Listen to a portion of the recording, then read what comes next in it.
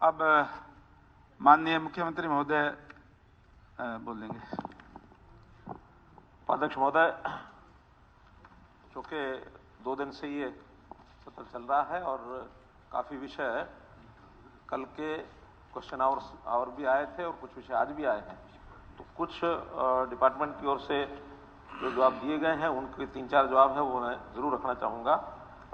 सबसे पहले तो कई हमारे माननीय सदस्यों ने नौकरियों के ऊपर विषय रखा है, चाहे वो एचपीएससी की होंगी, चाहे स्टाफ सिलेक्शन कमीशन, बेरोजगारी की बात कही गई है, एचकेआर की कही गई है, बहन गीता बुक्कल जी, श्री बलराज कुंडू जी, श्री रामकर गौतम जी, अभय सिंह चौटाला जी, रावदान सिंह जी, ऐसे कई लोगों के कई प्रश्न थे। तो उसके बारे में मुझे इतना ही कहना है कि हम जो लगातार जो भर्तियां कर रहे हैं उन भर्तियों में तुलना जरूर करनी पड़ेगी, क्योंकि आखिर तुलना से ही पता लगता है कि कितनी कितनी भर्तियां कैसे कैसे की गई हैं। तो हमारे यहाँ स्टाफ सिलेक्शन कमीशन की और एचपीएससी की जो भर्तियां हुई हैं उसमें अगर मैं पिछले 10 साल की बात बताता हूं तो एचपीएससी की भर्तियां कुल 8700 हुई और अभी हमारे लगभग 9-9.25 साल ही हुए हैं, अभी समय और शेष है, उसमें भी और जो भर्तियां होंगी उसका अलग से डिटेल है। तो अभी 11,500 भर्तियां हमारी हो गई हैं और एक प्रश्न बलराज कुंडू जी ने पूछा हुआ था तो वो जरूर उस साथ में शामिल करके उसका उत्तर बता रहा हूं कि अभी क्लास 1 और क्लास 2 3200 भर्तियां और जो है एडवर्टाइजमेंट हो चुकी है, जो बहुत जल्दी अभी होने वाली हैं, तो करके 15,000 के आसपास ये भर्तियां स्टाफ सिलेक्शन एचपीएससी की हो जाएंगी।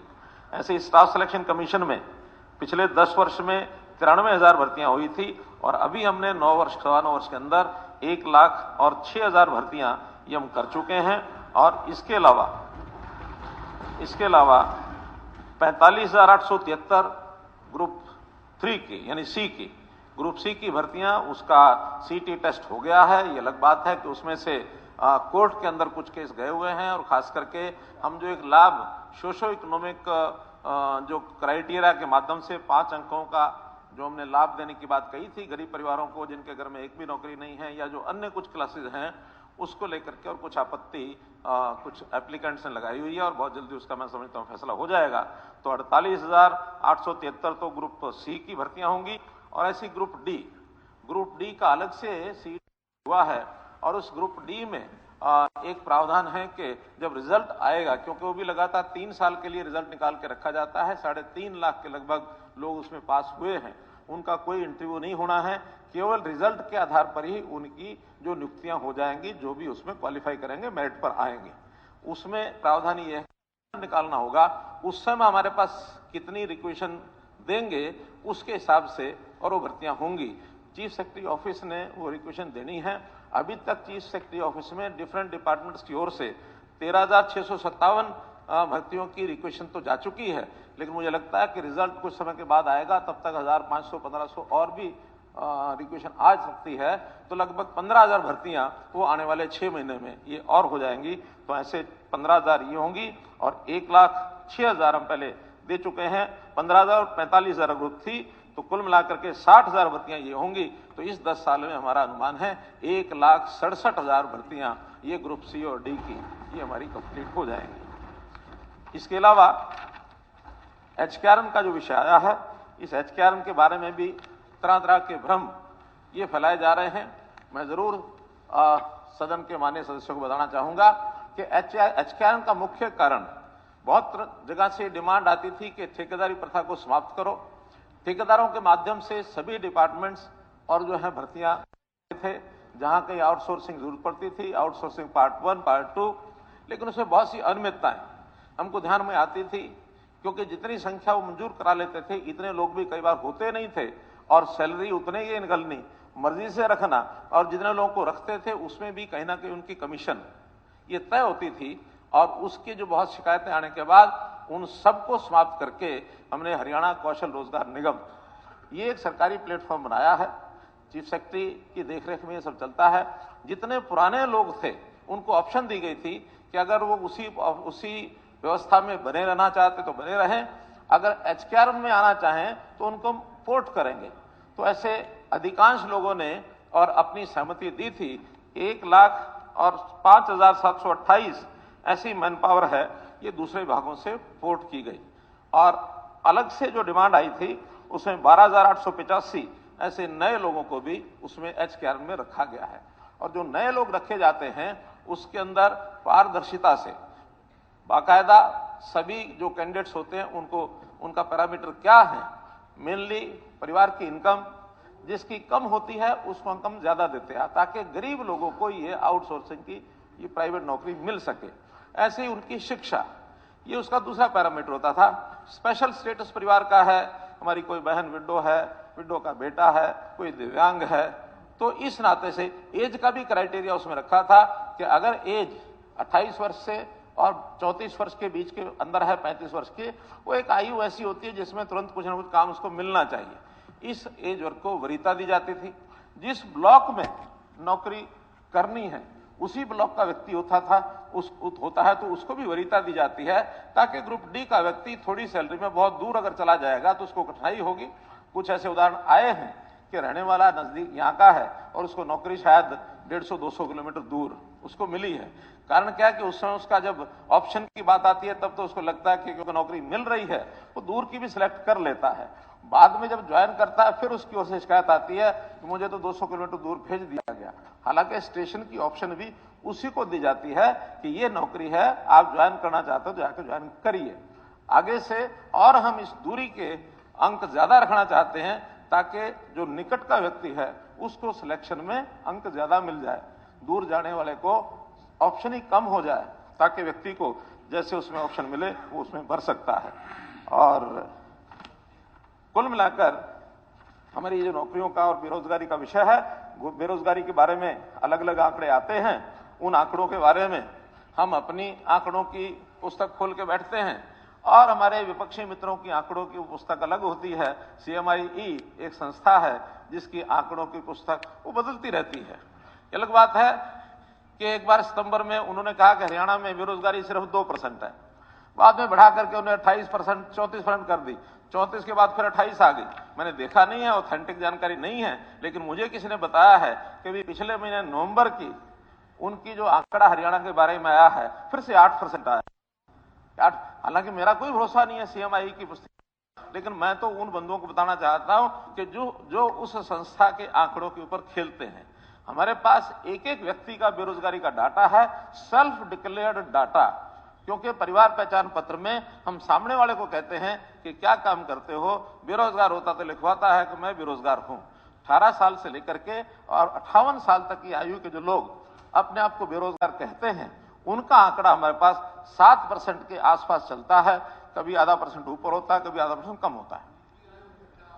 नीति आयोग ने भी लेबर ILO ने कंट्री की मैं बता रहा हूं, एम्प्लॉयमेंट से उससे कितने ILO ने भी पिछला जो आंकड़ा बताया 9% का बताया, 9% का बताया।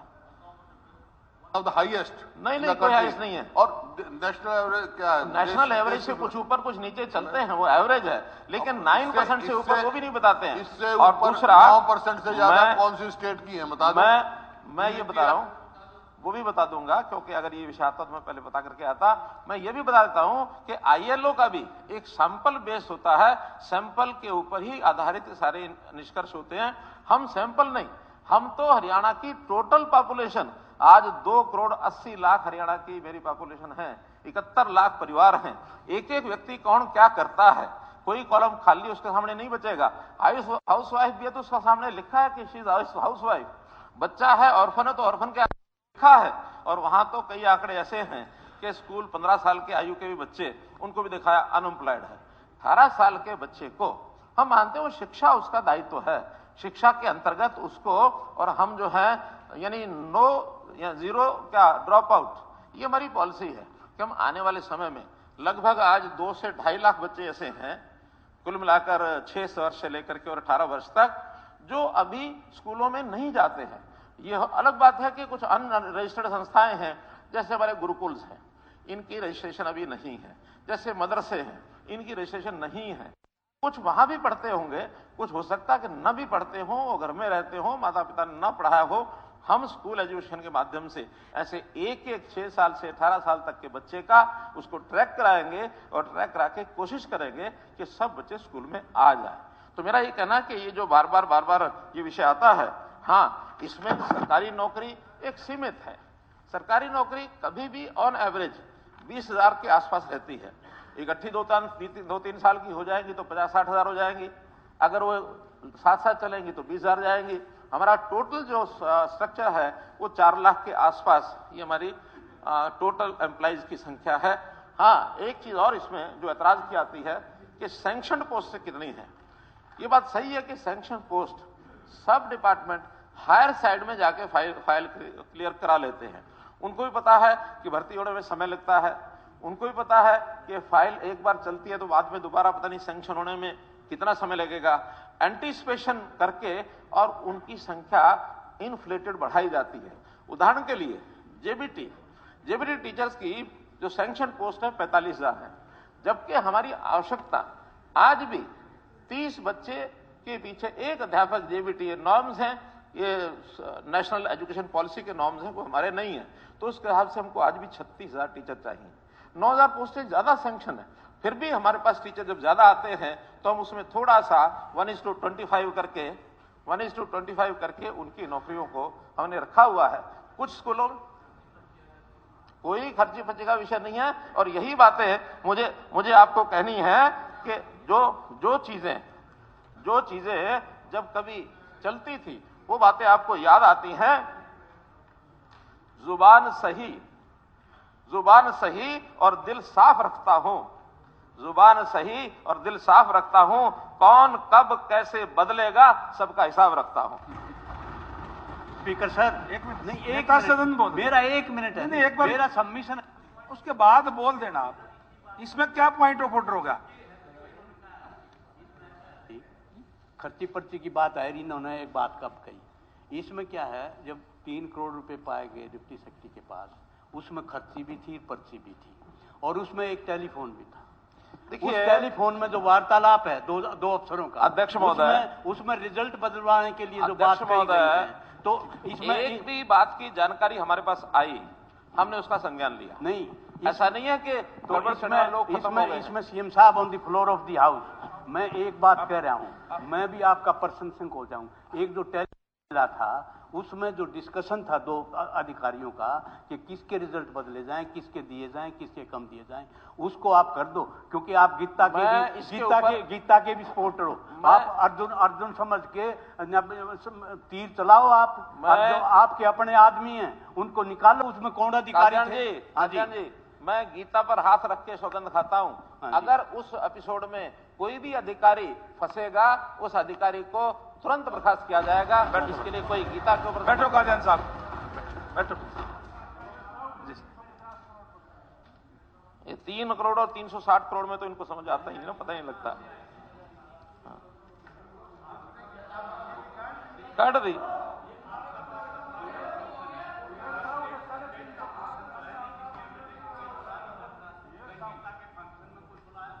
नहीं, सबको बुलाते हैं। अच्छा चलिए, आज मैं कार्ड जो है, आज हमारे कंवरपाल जी हमारे संसदीय मंत्री हैं, सभी विधायकों को आज गीता जयंती के इनविटेशन आज ही जाने चाहिए। आज ही पहुंचेगा। भिजवा रहे हैं, अभी बोल दिया। नहीं, हमने तो भिजवाया, आप खो गए होंगे। कोई भिजवा रहे हैं अभी, कोई बात नहीं।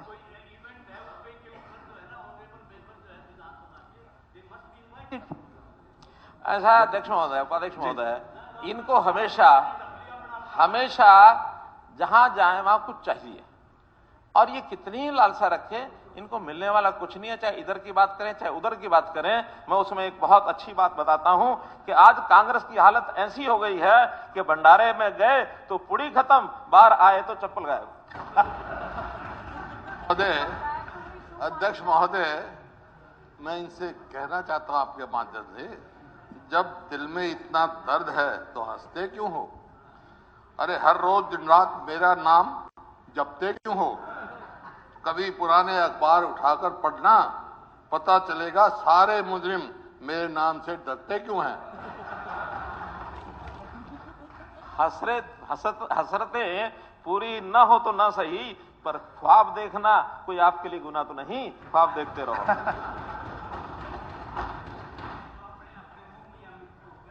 नहीं, जैसा कहोगे वैसा भरोगे।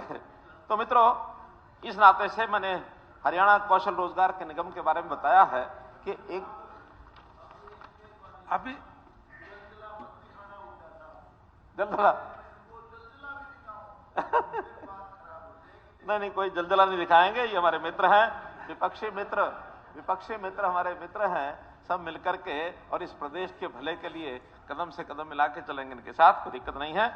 तो मित्रों, जहां तक कल एक विषय हमारे जयवीर सिंह जी ने उठाया था कि फतेहपुर गांव की 40 एकड़ जमीन, देखिए एक प्रावधान है और जो प्रावधान है उसके बाहर हम कभी जाते नहीं हैं। आखिर किसी भी सामाजिक काम के लिए, खास करके गौरक्षा आदि के लिए एक प्रावधान है हमारा, जो गौ चरान की जमीनें हैं उनको किसी गौ संवर्धन के काम के लिए लीज पर दिया जा सकता है, कोई जमीन बेचते नहीं है। आज भी हमने एक स्पेशल नीति बनाई है, कोई भी नई गौशाला बनाए तो नई गौशाला के लिए गांव के लोग प्रस्ताव पारित करें, पंचायत कोई संस्था वहां गौशाला बनाने के लिए प्रस्ताव पारित करके दे, फिर हम गौ सेवा आयोग और हमारा एनिमल हस्बेंड्री डिपार्टमेंट ये उनके लिए एक एग्रीमेंट करते हैं और बाद में उनको जो भी वहां इंफ्रास्ट्रक्चर, चारदारी हो, शेड हो और साल भर का गौ चारा जो उनको चारा चाहिए उसका पैसा उनको तुरंत देते हैं। और आपकी जानकारी के लिए बजट के सब ज्ञाता यहां बैठे हैं, पिछले वर्ष उससे पहले 40 करोड़ के आसपास बजट होता था गौ रक्षा, गौ संवर्धन के लिए। अब पिछले वर्ष हमने गौ संवर्धन के लिए केवल इन बातों को लेकर के जो बेसहारा गौवंश बाहर घूमता है इनकी व्यवस्था करने के लिए कुछ आगे बढ़े, तो हमने उस बजट को 10 गुना 400 करोड़ रुपया किया है, 400 करोड़ रुपया। और वो 40 करोड़ जो हर बार का होता था वो तो हमने एक किस्त में भेज ही दिया।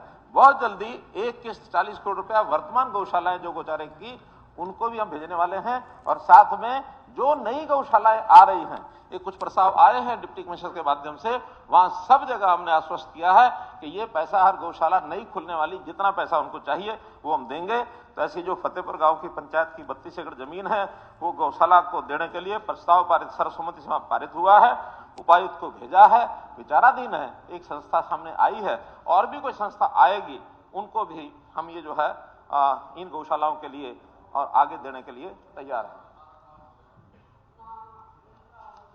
पंचायतों की जहां तक बात है कि उनकी लिमिट खत्म करके विकास कार्यों के लिए अधिकार दिए जाए, ये बात ठीक है कि वहां सारी चीजें लगभग 20 लाख रुपए तक कोटेशन के आधार पर सारे काम होते थे।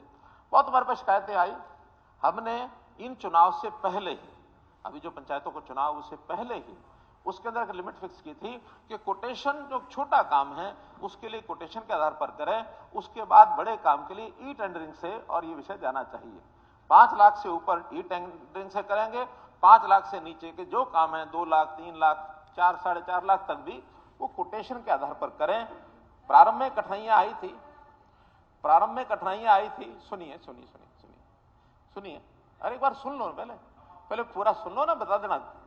नहीं रिलेटेड बताना ना, पहले पूरी बात तो सुन लो, बीच में रिलेटेड क्यों बताओगे, पूरी बात मैंने की नहीं है।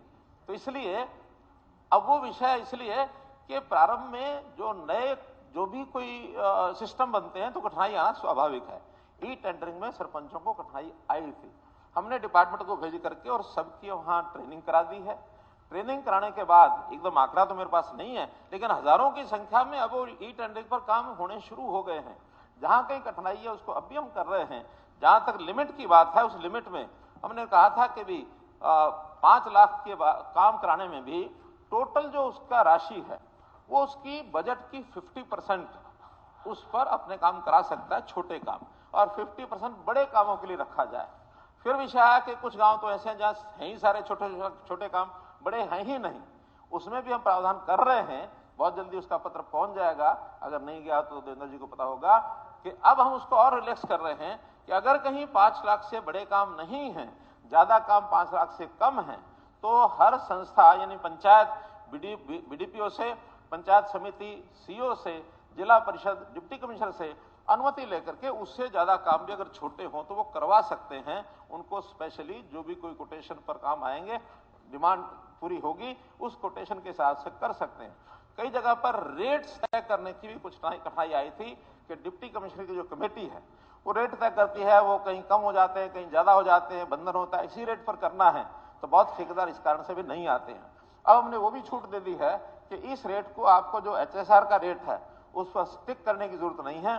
जो स्थानीय तौर पर रेट है, एक कमेटी बनेगी, उस रेट के हिसाब से वहां अपना तय करें, लेकिन एक जिले में तो कम से कम एक रेट हो, ताकि कहीं भी इस प्रकार की मिसमैनेजमेंट ना हो जाए कि कहीं ईंटें 6,000 रुपए हजार मिल रही हैं तो कहीं 8,000 रुपये हजार मिले, कहीं 10,000 रुपये हजार मिले। तो उस जिले का जो रेट है वो फिक्स करके और अपने हिसाब से उस रेट को वो तय कर सकते हैं, ताकि कोई कठिनाई ना आए। बात ठीक है कि पंचायती राज और अर्बन लोकल बॉडीज ये एक ऑटोनोमस सिस्टम है, हम ज्यादा से ज्यादा ताकत इनको देना चाहते हैं, लेकिन जहां तक पैसे और फाइनेंस का विषय है उसके ऊपर ऑडिटिंग और उसके ऊपर कंट्रोल इसलिए जरूरी है कि आखिर वो पैसा हम प्रदेश से देते हैं 7%। अगर कोई पंचायत ऐसी हो कि उसकी सेल्फ ओन इनकम इतनी है कि वो स्टेट से अपेक्षा नहीं रखते, तो हम उसको ये छूट भी दे सकते हैं कि जैसे मर्जी कमाओ, जैसे मर्जी खर्च करो। लेकिन ऐसी पंचायत या यूएलबी कोई है नहीं कि पर्याप्त उनके पास इतनी इनकम हो जाए जिससे अपना काम चला सके। तो इसलिए कोई हो तो बता देना, देख लेंगे। एक विषय मेडिकल कॉलेजेस का आया, हमारे सोमवीर जी ने चरखी दादरी के मेडिकल कॉलेज की बात की थी, वे हैं, कोई बात नहीं। तो हमने 2015 में घोषणा की थी कि हर जिले में कम से कम एक मेडिकल कॉलेज, सरकारी अथवा कोई प्राइवेट, वो होगा। ये हम अपने समय में इसको पूरा करेंगे, इसको आगे बढ़ाएंगे। पिछले 2 साल 1.5 साल पहले 4 जिले बचे थे जिनकी मैंने घोषणा की थी। 4 जिलों में पलवल था, चरखी दादरी था, फतेहाबाद था और कैथल। तो ऐसे बाकी सब जगह पहले हुए थे, लेकिन 4 में से भी कैथल का शिलान्यास हो चुका है, जमीन सब जगह हो गई है। लास्ट जिला पलवल बचा था, पलवल में भी मेरे पास अभी 2 दिन पहले ही फाइल आई थी। और गांव घसोला,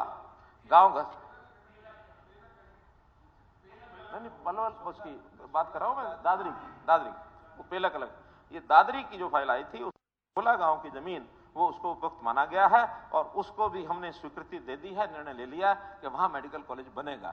आज हर एक जिले में जमीन फिक्स हो गई है। 3 जिलों का शिलान्यास बाकी है, उन शिलान्यास के बहुत जल्दी करने के बाद और वहां एडमिनिस्ट्रेटिव अप्रूवल और बजट और सब करके हम कुछ वो भी करेंगे। मैं तो नए की बात कर रहा हूं, अभी मैं नए की बात कर रहा हूं। मुझे मालूम है नलड़ मेडिकल कॉलेज की व्यवस्था ठीक नहीं है। बैठिए,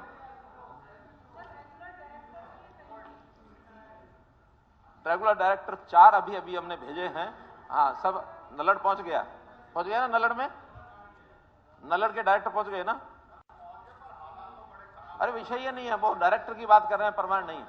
हाँ, रोहतक में भी पहुंच गए हैं, करनाल में भी नहीं था वो भी पहुंच गया, आपके खानपुर में भी नहीं थे वो भी पहुंच गए हैं, चारों पहुंच गए हैं। मेरे मित्रों, जिस तरीके से हम लोग काम कर रहे हैं, जनहित में सारी योजनाएं बना रहे हैं और जनहित में योजना बनाने में इसका आगे क्या फॉलो आउट होगा, भविष्य कैसा होगा, इसकी भी हम चिंता करते हैं। वर्तमान में किसी काम की कमी छोड़ते नहीं हैं। फिर भी जो समस्याएं आप लोगों ने बताई हैं, कुछ डिमांड्स रखी हैं, हमारा पूरा प्रयत्न रहेगा कि इन डिमांड्स को अभी इस समय में पूरा कर पाएंगे अथवा फाइनल बजट जो है उस फाइनल बजट के समय रख पाएंगे। समाज के अंदर कोई भी काम को हम पीछे नहीं छोड़ेंगे। अब तो विधायकों के साथ साथ जनता से भी जो डिमांड्स आती हैं, हमारे जो कार्यक्रम चल रहे हैं इस समय जो हमारी यात्रा संकल्प यात्रा, विकसित भारत संकल्प यात्रा, वहां पर विषय यही है, कोई दुरुपयोग नहीं है, जनहित में करने वाला ये सारे देश भर का कार्यक्रम है और सारे देश भर के कार्यक्रम के लिए हम जनता से डिमांड पूछते हैं, उनकी जो समस्या है उसको खत्म करते हैं, उन योजनाओं का जो लाभ जिनको नहीं मिला उनको देते हैं। लेकिन हम करें क्या? महल आप लोग अपना महल रेत का बनवाते हो, लेकिन पता बारिश को दे के आते हो। ध्यान रखो महल का क्या होगा।